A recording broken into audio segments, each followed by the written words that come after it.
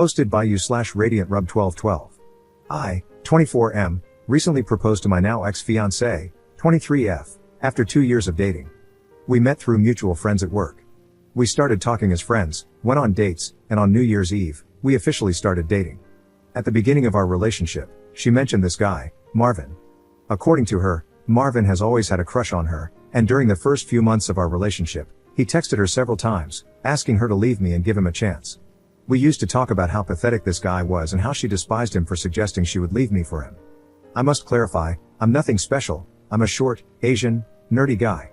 Time went by, and after 2 years of dating, I decided to propose to her. So, on New Year's Eve, I gave her the ring, and she said yes in front of her whole family.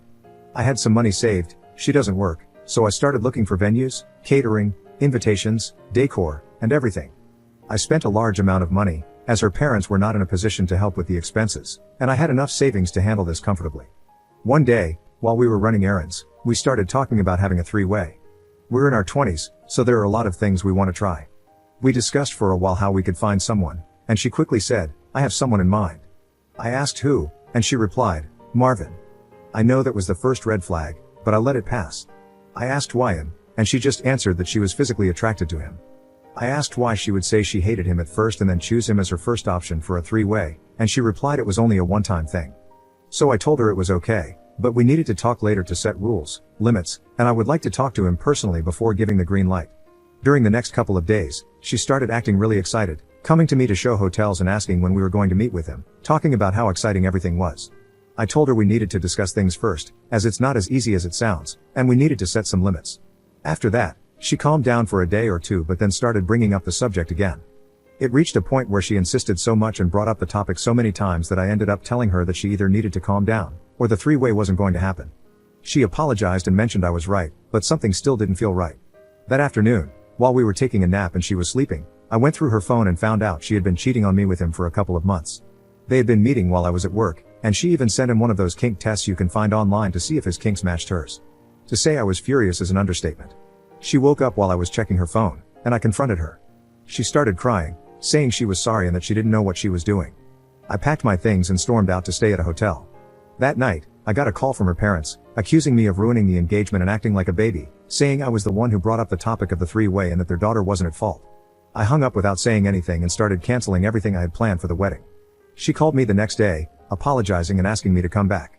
Her whole family has been sending texts, telling me to man up and insisting that I was the one at fault, urging me not to break off the engagement.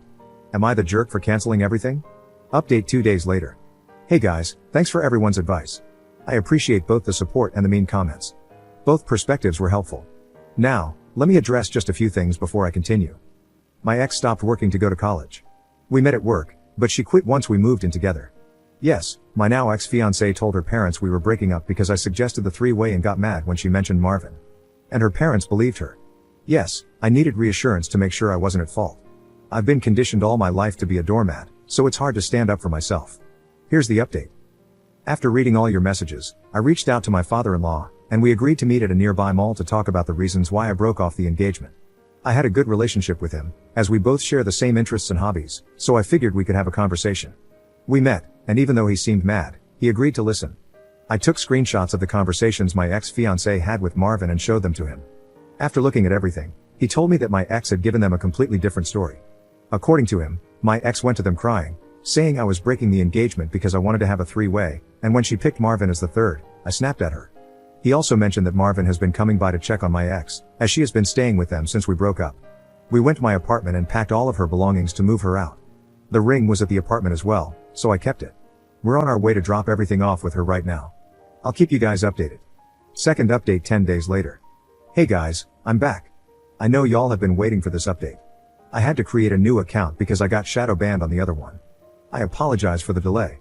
So after picking up my ex's belongings, my father-in-law and I drove to his house. The ride there was awkward, to say the least. When we got there, we walked in, and guess who was there? Exactly, effing Marvin. They were all in the living room. My ex looked like she'd been crying for a while, Marvin was hugging her, and my mother-in-law was sitting next to her with a box of tissues. My mother-in-law saw me enter and immediately asked my father-in-law what I was doing there. He responded, "We all need to talk about the situation," and he came to clarify some things. We all sat down, and Marvin was about to leave the room when my father-in-law said, "No, Please stay, you're part of this too. Marvin sat down, but it was clear he wasn't handling things well. His right leg was bouncing, and he tried his best not to make eye contact with me or my ex. My father-in-law then started by saying that I had agreed to continue with the engagement, which made my mother-in-law and my ex smile. However, my father-in-law said I had one condition: Marvin must show him his WhatsApp conversation with my ex. At that moment, I was shocked. I was about to argue, but then I understood something. Most likely, my ex had deleted the conversation with Marvin, but there was a chance Marvin hadn't. Marvin tried to protest, but my father-in-law insisted and asked him to do this for his daughter. My ex and Marvin glanced at each other, while my mother-in-law sat silently, looking at my father-in-law. Finally, Marvin stood up and left without saying anything else. My ex started crying again, but my father-in-law told her to shut up. He said I had shown him the screenshots of their conversations and that he was disappointed to have raised a cheater. My mother-in-law was in disbelief, so I showed her the screenshots too. Both of them screamed at my ex, asking how she could do something like that, especially on top of lying to their faces. In the end, my father-in-law went outside to unload her belongings in the driveway and told her to find somewhere else to stay, as she was no longer welcome there. My father-in-law apologized to me and said he would like to keep in touch to make sure I was okay. I came back home after all that happened feeling empty, not gonna lie. I think it was the adrenaline wearing off. I got one call from my ex, but I didn't answer. I blocked her number and spoke with security at my building to make sure she's trespassed if she comes by. I also posted on Facebook and Instagram about what happened and made sure to include the screenshots of the conversation, just so she can't twist the situation with friends and family. I'll be getting most of my money back after canceling the venue, catering, and other arrangements, so I'm planning to move to another state. I also got some STD tests done, and thankfully, I'm clean. I'll be selling the ring to recoup some of my money as well. That's the update for now. I don't think I'll be updating anymore, but I want to thank everyone for your comments, both good and bad. Hopefully, things will start to get better from here.